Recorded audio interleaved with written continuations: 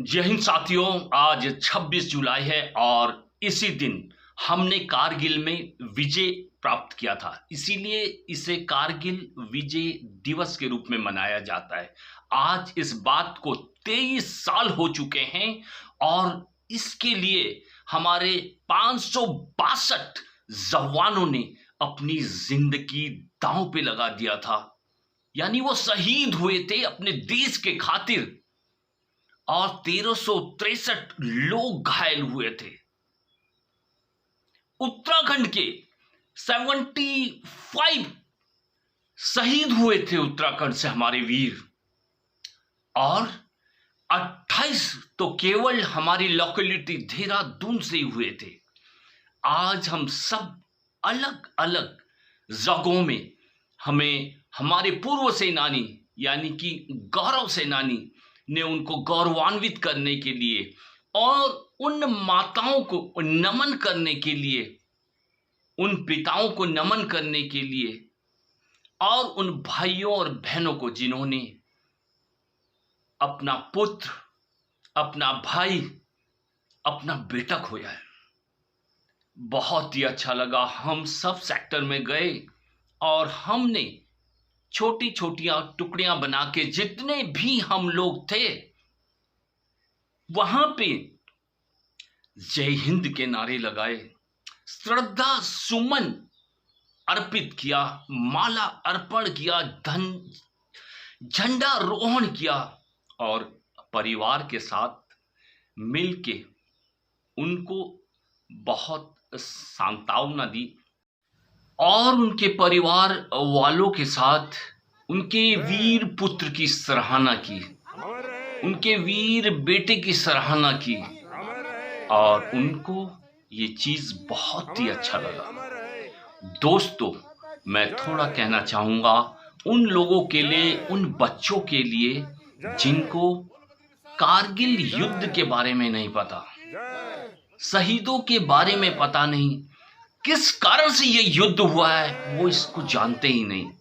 थोड़ा सा उनका नॉलेज मैं इसमें अपडेट करना चाहूंगा ताकि वो भी जान सके कि हमारे वीरों ने कैसे अपने जान जोखिम में डाल के इस देश की सरहद को सुरक्षित किया था। दोस्तों, भारत वीर योद्धाओं की भूमि है। भारत में हमेशा कहां संघर्ष किया है, बहुत ही कड़ा संघर्ष किया है और दुश्मनों को हमेशा धूल चटाई है। इसका एक स्मरणीय उदाहरण जैसा कि मैं बताने जा रहा हूं वो है कारगिल युद्ध। कारगिल में भारत को पाकिस्तान के खिलाफ युद्ध जीते अभी 23 साल हो चुके हैं। इस उपलब्धि पर भारत में हम प्रत्येक वर्ष, जैसा कि आज का दिन है 26 जुलाई को कारगिल विजय दिवस मनाते हैं। हर जगह तिरंगा फहराया जाता है और शहीदों को याद किया जाता है, श्रद्धा सुमन अर्पित किया जाता है। भारतीय सशस्त्र बल के सैनिकों ने हजारों फीट की ऊंचाई पर पाकिस्तानी सेना को खदेड़ा और अपनी जमीन उनके कब्जे से वापस ले ली। जब हमने पाकिस्तान के खिलाफ कारगिल युद्ध जीता था तब दुनिया ने भारतीय सेना की बहादुरी की गाथा गाई थी।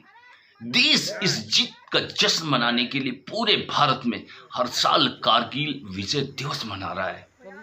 कारगिल युद्ध क्षेत्र दुनिया के सबसे ऊंचे और खतरनाक युद्ध क्षेत्रों में से एक है। युद्ध श्रीनगर से अप्रोक्सीमेटली 250 किलोमीटर दूर कारगिल शहर में स्थित टाइगर हिल, दास हिल सेक्टर में लड़ा गया था। यहाँ की रातें लंबी होती है और तापमान -48 डिग्री सेल्सियस तक गिर जाता है, जहां पर नॉर्मल आदमियों को रहना नामुमकिन है। वहां पे हमारे फौजी सरवाइव करते हैं और दुश्मन को दांते तले उंगलियां दबवाते हैं। पाकिस्तानी सेना लद्दाख और कश्मीर के बीच संबंध तोड़ना चाहती थी। वो हमारे नेशनल हाईवे जो हमारे कश्मीर और लद्दाख क्षेत्रों को जोड़ता है उसको हटा के धीरे धीरे कश्मीर पे कब्जा करना चाहती थी। ये बात गुप्त रूप से सियाचिन ग्लेशियर पर दावा करने के लक्ष्य के साथ इस क्षेत्र में हावी होने के लिए कारगिल क्षेत्र के पास सैनिकों का प्रशिक्षण देना और पाकिस्तानियों ने भेजना शुरू किया।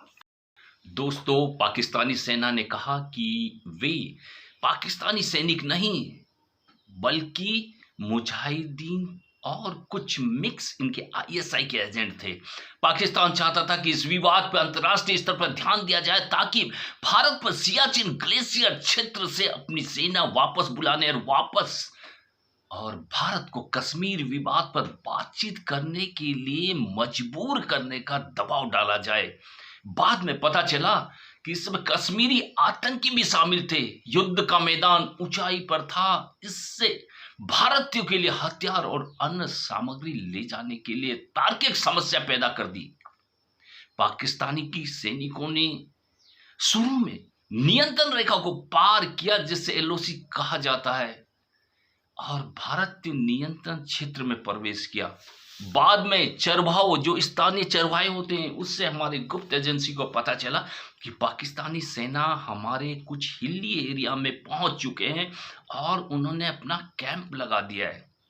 दोनों सिपाहियों ने भारत पाकिस्तान जमीन पर अपना कब्जा जमाने के लिए फायरिंग शुरू कर दी। बाद में भारतीय सेना घाटी में सभी घुसपैठियों को साफ करने के लिए युद्ध में शामिल हुए।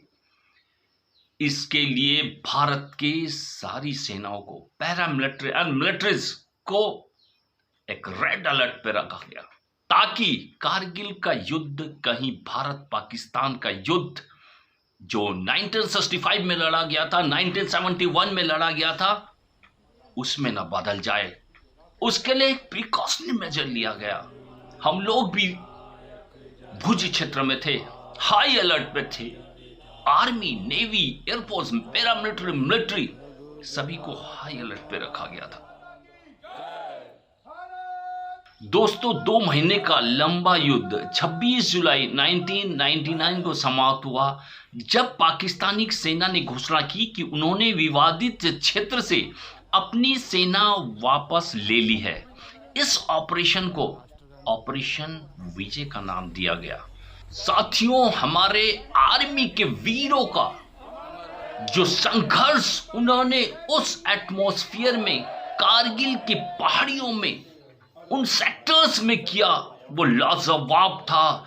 छोटी छोटी टुकड़ियों में अपने ऑफिसर्स के साथ हमारे सैनिक ने जो परफॉर्म किया है, जो बहादुरी दिखाई है, उनकी गाथाएं हम कभी नहीं भूल पाएंगे।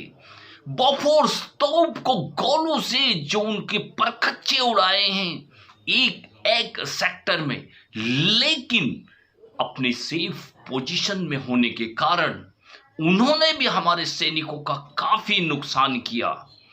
हमारे सैनिकों की वीर गाथा देखते ही बनती है। इतने क्लाइमेटिक कंडीशंस इतने बैड थे, इतने खराब थी, लेकिन हमारे सैनिकों का साहस वो तोड़ न पाए। एयरफोर्स की मदद ली और उसके बाद जब कॉम्बिनेशन एयरफोर्स और आर्मी का हुआ तो दुश्मनों के ऐसे परखच्चे उड़ाए, ऐसे चिथड़े उड़ाए कि दुश्मन आज भी उस कारगिल की लड़ाई को भूल नहीं पाएगा।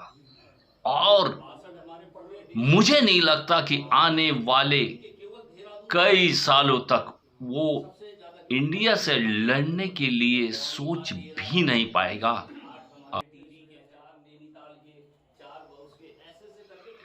भारतीय वीरों को हम सलाम करते हैं और भारतीय वीरों के लिए हम एक साथ होने की प्रण लेते हैं। बस अगेन मैं सभी शहादत हुए शहीदों को नमन करता हूं।